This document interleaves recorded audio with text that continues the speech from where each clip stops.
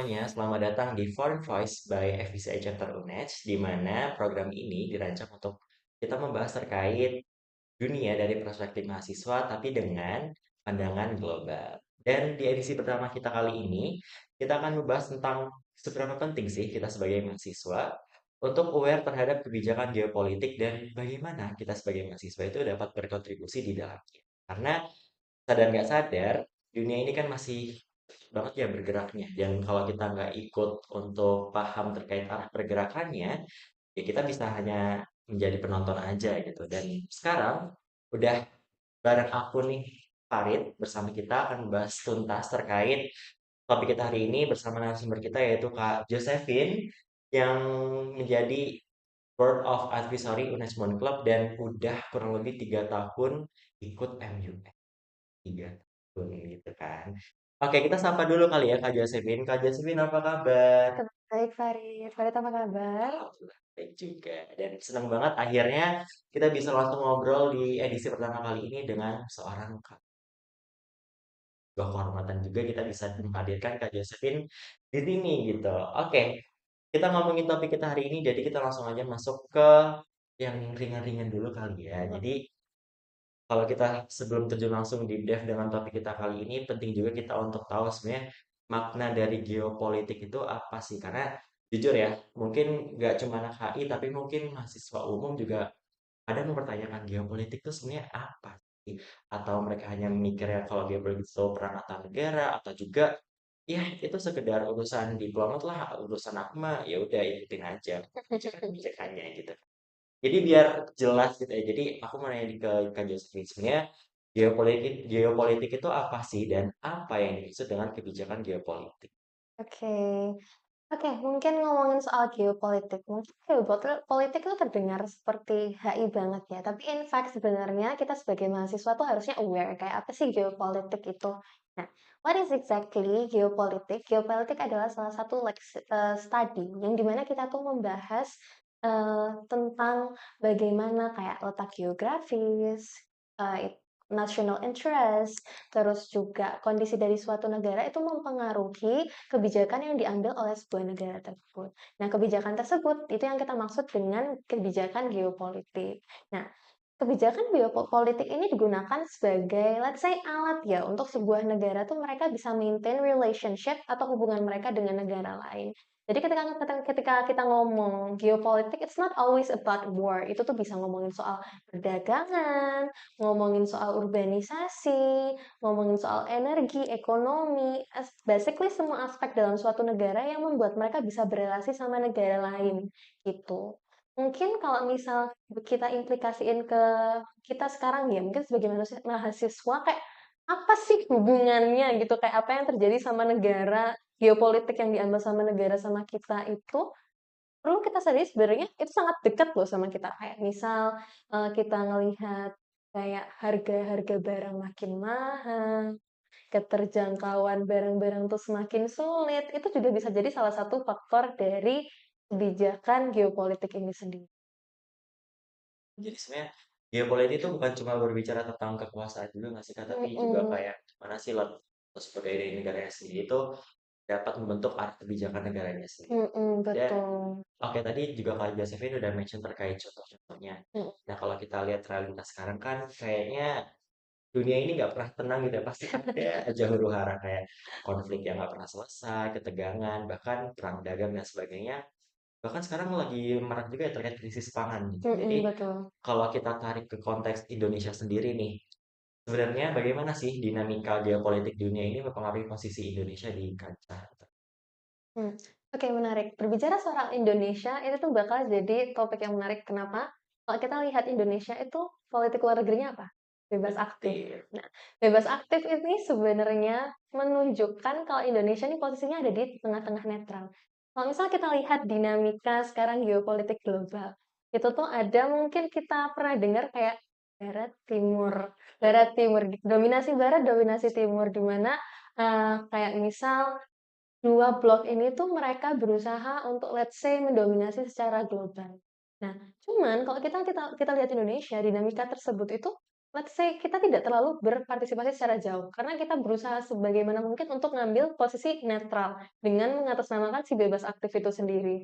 Cuman ya memang tidak bisa dipungkiri meskipun kita bilang kayak Indonesia itu bebas aktif, dampak dari apa yang terjadi di antara let's say dua blok ini tuh juga mempengaruhi Indonesia. Mungkin kemarin teman-teman sempat pernah dengar something yang booming, which is si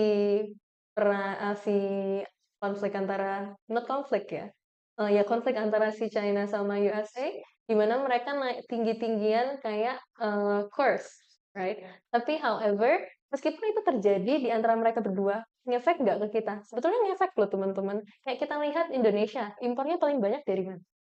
Pasti banyak-banyak dari dua negara itu.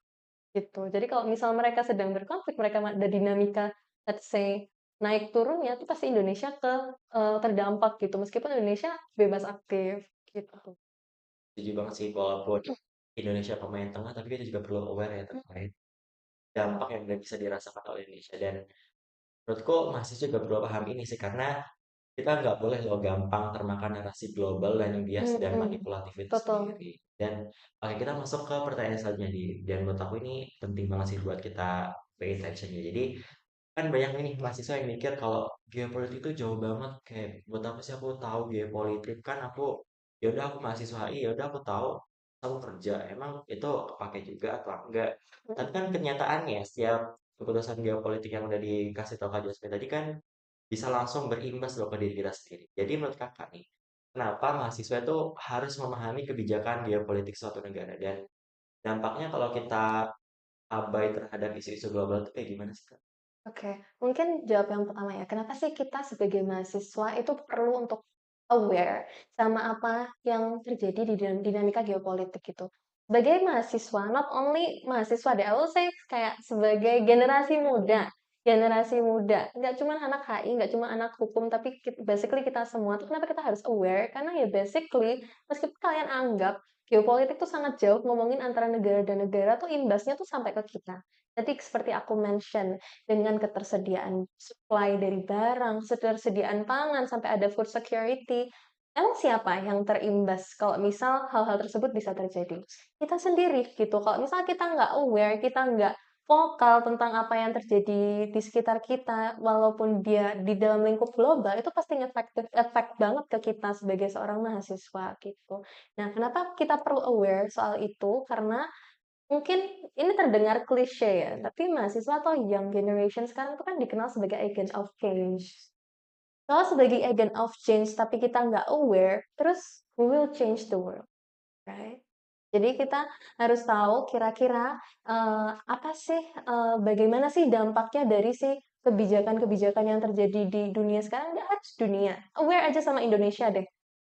Kebijakan-kebijakan geopolitik yang diambil Indonesia itu pasti ada dampaknya ke kita. Kalau kita nggak aware akan dampaknya, kita nggak aware apa penyebabnya, kita nggak aware alasan kenapa kebijakan ini diambil, ke depannya tuh bakal panjang banget. Jadinya long term effect gitu. Jadi kayak malah snowball effect buat generasi kita yang selanjutnya gitu. Terus kenapa tadi kalau misal kita abai, what will the things yang bakal happen? Basically, kalau misal kita abai sama isu-isu kayak gini, mungkin ini terdengar alay, tapi masa depan negaranya mau ditaruh kemana? Kalau misal kita lihat sekarang orang-orang muda ya, aku sih bisa kebagi jadi dua. Ada orang yang vokal, kebagi tiga. Ada yang vokal banget, ada yang di tengah-tengah, ada yang ya udah tone deaf aja. Nah, kalau misalnya kita membiarkan Indonesia tetap kayak didominasi oleh orang kategori nomor 2 sama 3, negaranya nggak bakal move forward. Nah, kalau negaranya nggak move forward, our next generation gimana? Mereka tinggalnya gimana? Keamanannya di negara dia sendiri nggak kejaga, supply-supply hal-hal yang mau dia gunakan di negaranya sendiri nggak ada, terus juga mungkin dampak lebih besarnya hubungan Indonesia sama negara lain gimana gitu. Jadi makanya menurut aku itu penting banget buat kita itu aware, at least nggak apa-apa deh, nggak perlu fokus, aware aja sama apa yang terjadi di sekitar kita, terus kebijakan ini dia dampaknya seperti apa dan penyebabnya kenapa, cukup tahu dengan hal itu menurutku itu sudah sangat membantu banget buat generasi kita selanjutnya. Setuju banget sih, karena kalau kita ringkas lagi nih bahwa di era sekarang kan ignorance tuh is not important, ya is not an option gitu. Karena Mhm mhm. mau nggak mau apapun yang kita lakukan itu pasti terhubung juga nggak sih ke Mhm. kebijakan-kebijakan itu, entah lewat Betul. ekonomi atau teknologi atau bahkan politik budaya itu kita juga pasti akan terhubung ke situ. Dan kalau Mhm. kita nggak aware ya kayak aku sebutin sebelumnya kita bakalan mudah terpengaruh oleh narasi-narasi yang gak jelas gitu kan. Dan Betul. kayak kalau tadi kita ngomongin terkait masyarakat secara umum nih, dan biar makin kebayang sebagai mahasiswa nih Kak, bisa nggak sih kasih contoh kayak gimana sih kebijakan geopolitik itu bisa berdampak langsung loh ke kehidupan mahasiswa, khususnya Mmm, khususnya mahasiswa ya, bagaimana itu bisa berdampak langsung, mungkin kita bisa lihat kita lihat kebijakan, misal contoh ngebahas soal pangan deh, ngomongin soal pangan. Kebijakan politik yang mereka ambil soal pangan, pangan ini I will say mereka tuh sebenarnya sangat political. Kenapa? Karena ketika kita ngomongin supply sama demand soal pangan, itu pasti urusannya panjang. Meanwhile, kita efeknya gimana sih kebijakan pangan ini bisa mempengaruhi mahasiswa? Kita lihat deh mahasiswa sekarang, mahasiswa banyak-banyak anak rantau. Anak rantau kalau misal kita tinggal di daerah orang, kita nggak aware akan apa yang terjadi, kita main nyalah-nyalahin aja pemerintah tentang apa yang terjadi, apa dengan harga pangan naik, terus ketersediaan pangan nggak ada, makin nyala-nyalahin let's say sembarang orang dan termakan si narasi negatif-negatif itu. Jatuhnya malah kayak it's going everywhere. Nah, kenapa, maka dari itu kayak kita perlu juga gitu buat aware, kayak, "Oh ini tuh terjadi kenapa sih?" Makanya kita harus jadi mahasiswa yang kritis. Kita harus tahu kalau, oke kita ngadepin something, cobalah untuk nggak ignore itu. Cobalah cari tahu kayak, "Oh kok harga beras makin naik ya? Kenapa ya?" Oh googling, cari tahu, oh ternyata ada krisis pangan yang akhirnya mengakibatkan kita harus impor misal dari negara lain, yang ternyata harganya lebih tinggi. Oh ternyata efeknya ke sana. Terus kenapa kok ternyata akhirnya si negara ini yang diambil? Oh ternyata kualitasnya lebih bagus atau itu punya hubungan diplomatik yang bagus dengan Indonesia, kan pasti ada chain-nya seperti itu gitu. Kalau kita mau cari tahu lebih dalam lagi, gitu. Jadi, biar kita bisa, let's say, maintain kekritisan kita sebagai mahasiswa itu coba tetap questioning tentang apa yang kita hadapin sehari-hari. Sebagai mahasiswa kalau nggak kritis itu juga buat apa gitu ya. Kayak kayak kita tuh jadi mahasiswa, it's such a privilege banget. Banyak orang-orang di luar sana tuh mungkin mereka nggak, ya mereka tuh pengen kayak punya punya gelar, pengen kuliah, pengen learn about this and that, tapi mereka nggak punya opportunity-nya. Kita udah dikasih privilege, kita dikasih opportunity buat mendapatkan ilmu tersebut, lah untuk berpikir kritis. Itu bakal membantu banget buat jangka panjang.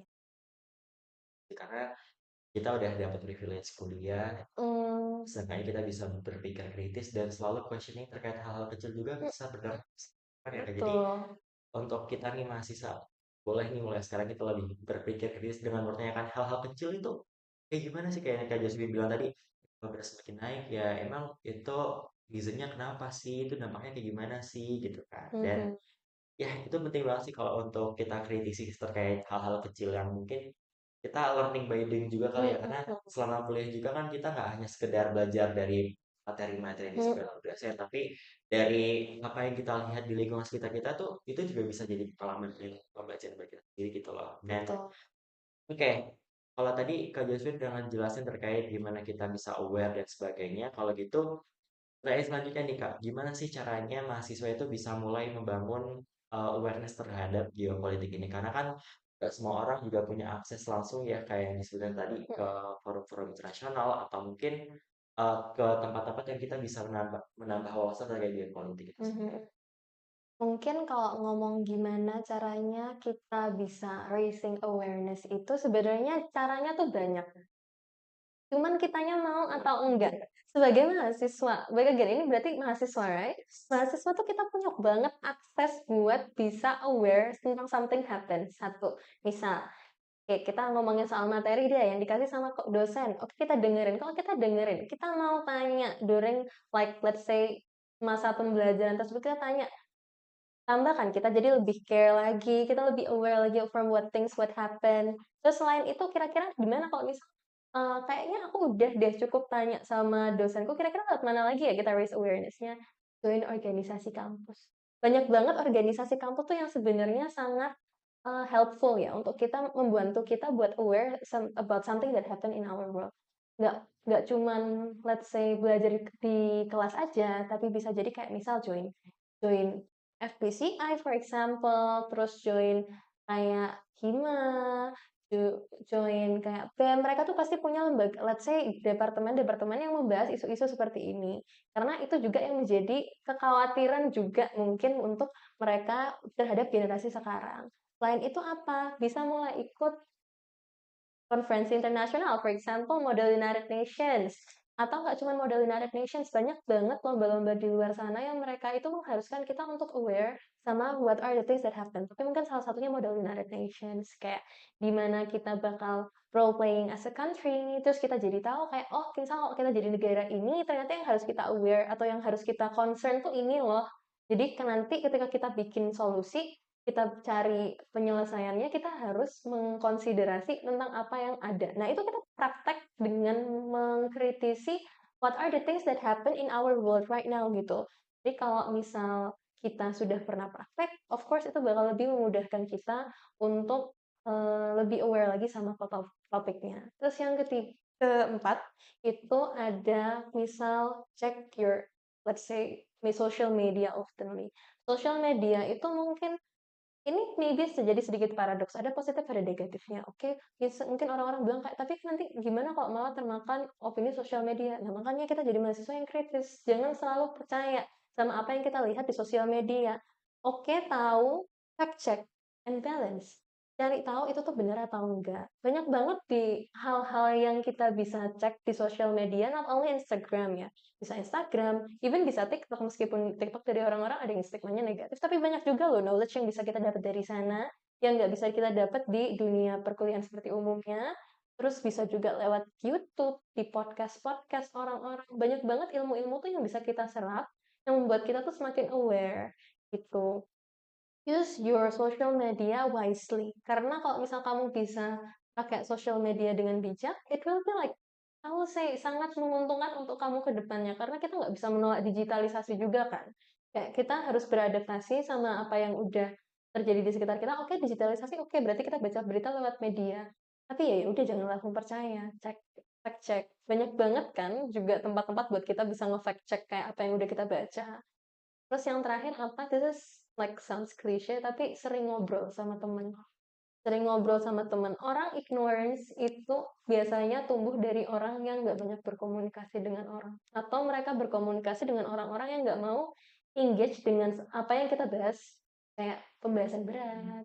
Atau kayak pembahasan yang terlalu politik. Pembahasan yang terlalu kayak ini terlalu berat buat aku. Nah itu biasanya mereka menumbuhkan bibit-bibit orang-orang ignorance. Nah, cari teman-teman kalian yang bisa diajak diskusi, or simply ngobrol kayak kita gini aja, kayak kita ngobrol tadi sebentar aja gitu loh. Banyak kan informasi yang bisa kita tukar, kayak oh aku tahu Farid gimana, Farid tahu aku gimana. Nah itu tuh bisa kita apply di kehidupan kita sehari-hari. Dengan banyak kalian ngobrol, banyak berkomunikasi dengan orang, banyak yang bakal kalian serap dan kalian bisa menularkan apa yang kalian punya ke teman-teman kalian. Dan bisa jadi efeknya lebih gede gitu. Jadi penting juga ya buat kita menjadi ibaratnya bunglon lah ya. Kita harus Mm-mm. menyesuaikan. Kalau di tempat ini aku bisa nih ngobrolin politik dengan temanku. Kalau Mm-mm. di tempat lain kayaknya dia mungkin nggak terlalu interest. Jadi ya udahlah aku sesuaikan aja Mm-mm. gitu ya. Dan aku Betul. juga tertarik yang tadi use social media wisely gitu karena ya emang kita tahu sih kita nggak bisa terima informasi secara Mm-mm. tiba-tiba dan kita oh ini ternyata gini terus aku share ke teman-teman. Wah, ternyata Mm-mm. itu hoax dari kita malu sendiri gitu ya jadi kita harus pintar-pintar memanage sosial media kita dan juga buat teman-teman juga kalau misal di TikTok atau mungkin di Instagram ada berita nih ini menarik sebenarnya tapi bodo amat lah aku scroll scroll jadi boleh lah mulai sekarang kita agak baca-baca dikit lah ya kita mulai Mm-mm. interesting dikit lah terkait Betul. kebijakan-kebijakannya atau mungkin topik-topik yang menarik untuk kita Mm-mm. bahas gitu ya. Mhm. Oke, jadi juga aku di-mention juga terkait ikut perlombaan dan sebagainya. Jadi kayaknya kita challenge diri sendiri juga perlu nggak sih Kak buat Mhm. kita lebih aware juga terkait geopolitik kita sendiri. Perlu banget sih. Soalnya ngomongin geopolitik sebenarnya kan maybe it sounds too heavy untuk beberapa orang. Cuman dengan kita kalau kita nganggap something heavy itu ya udah heavy terus, mau kapan berkembangnya kan? Gitu. Jadi ikut challenge yourself to let's say nggak, kalau menurut beberapa orang ikut perlombaan terlalu challenging, coba mulai think about something that you think is heavy. Mulai dari situ aja deh, itu tuh I think turning point-nya tuh di situ. Dengan mulai memikirkan sesuatu yang menurut kamu nggak bisa mikir, coba question about that, cari tahu about itu lebih lanjut, it will make you think kayak, oh it's not that heavy actually. Nah itu bisa kamu apply buat yang lainnya juga, something yang bigger. For example, competition, a job, kayak gitu. Challenge yourself untuk apa namanya, jadi the best version of yourself. It maybe sounds cliche tapi memang seperti itu gitu. Bahkan kalau tadi Kak Josi mention kalau kita itu kita nggak apa-apa loh questioning materi-materi yang dari dosen karena ya selain kita melatih public speaking walaupun kita terbata-bata saat nanya, at least kita merasa bahwa apa yang kita kritisi itu udah tersampaikan gitu. Jadi ada kepuasan tersendiri itu masih Kak. Betul. Selain itu dapat ilmu juga Iya. kan. Dan oke, kita langsung masuk ke sesi selanjutnya gitu ya. Bahwa untuk menutup sesi kali ini, jadi aku pengen nanya hal-hal yang mungkin sedikit reflektif kali ya ke Kak Jonsi. Jadi menurut kakak nih, kalau tadi udah disebutin sih gimana cara kita lebih aware. Tapi menurut kakak, gimana sih caranya mahasiswa kita nih, asa mahasiswa bisa bertransformasi gitu ya dari penonton yang pasif yang kita hanya diem aja menjadi aktor yang berdaya gitu dalam dinamika geopolitik global.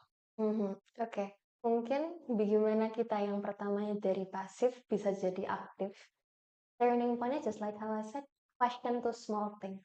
Jadi menurut kalau kita sebagai mahasiswa, selama ini kita berperan sebagai penerima, coba jadi seseorang yang jadi questioning about something yang kita terima.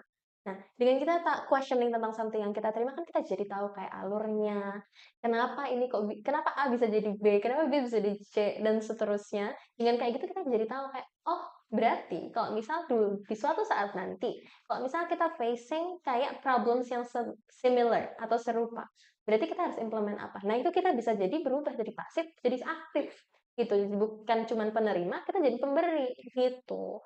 Jadi, starting to question about small things sama itu tadi sih yang aku bilang dare to challenge yourself dari hal-hal kecil. Think about something that you think heavy. Takes time memang takes time, nggak apa-apa. Cuman dengan kamu mencoba, kamu jadi punya effort, kamu jadi kelihatan punya effort untuk pengen cari tahu about sesuatu yang akhirnya itu efeknya jangka panjang, juga membantu for our future generations juga, membantu juga buat kita jadi orang yang bisa memprovide something that is better for our future generation.